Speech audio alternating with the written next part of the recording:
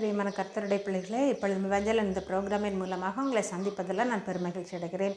இன்றைக்கும் கூட ஃபோலி மதியினம் மதிகேட்டை குறித்து நாம் தியானிக்க இருக்கிறோம். ஃபோலி என்று சொல்லும்போது நம்முடைய வாழ்க்கையில் எப்பொழுதாவது நாம் முட்டாள்தனமான கிரியைகளை செய்துவிட்டு பின்னர் அதை ஏன் செய்தோம் என்று நாம் வருத்தப்படுகிறோம் அல்லவா?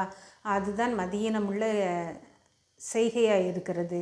பிரியமான கர்த்தருடைய பிள்ளைகளை, என் மதிகேட்டி நிமித்தம் என் புண்கள் அழுகி நாற்றம் எடுத்தது என்று சங்கீதக்காரன் சொல்லுகிறான். மட்டுமல்ல, துன்மார்க்கன் புத்தியை கேளாததினால் மடிந்து தன் மதிகேட்டின் மிகுதியினால் மயங்கி போவான் என்று நீதிமொழிகள் 5:23 சொல்கிறது. எனவே மதியனத்தினால் அவன் செத்தும் போகிறான்.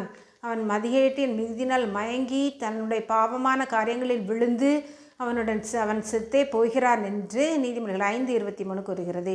மதியற்ற ஸ்திரீ வாயாடியும் ஒன்றுமறியாத நிர்மூடமுமாய் இருக்கிறாள் என்று வேதம் கூறுகிறது. மட்டுமல்ல, மதிகேடாய் நடக்கிற அழகுள்ள ஸ்திரீ பன்றியின் மூக்கிலுள்ள பொன் மூக்குத்திக்கு சமானம் என்று நீதிமொழிகள் 11:22 கூறுகிறது.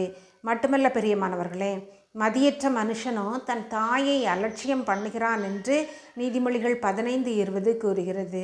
எனவே பிரியமானவர்களே, நம்முடைய தாயை தகப்பனை அலட்சியம் பண்ணக்கூடாது. அவர்களுக்கு கீழ்ப்படிந்து நடக்க வேண்டும். நாம் நம்முடைய வழிகளில் ஞானமாய் நடக்க வேண்டும். அழகு இருந்தாலும் நம் அதிகேடாய் நடக்கும்போது பன்றியின் மூக்கிலுள்ள பொன் மூக்குத்திக்கு என்ன மதிப்பு இருக்கும் பிரியமானவர்களே? அப்படிப்பட்ட மதிப்பை தான் நாம் இந்த உலகத்திலிருந்து பெறுகிறோம். நாம் ஜெபிப்போமா? அன்புள்ள பரமபிதாவாகிய கர்த்தாவே, இந்த வேளையிலும் உடைய நாமத்தை மகிமைப்படுத்தத்தக்கதான கிருபையை தந்ததற்காக நன்றியோடு உம்மை துதிக்கிறோம், ஸ்தோத்தரிக்கிறோம் தகப்பனே.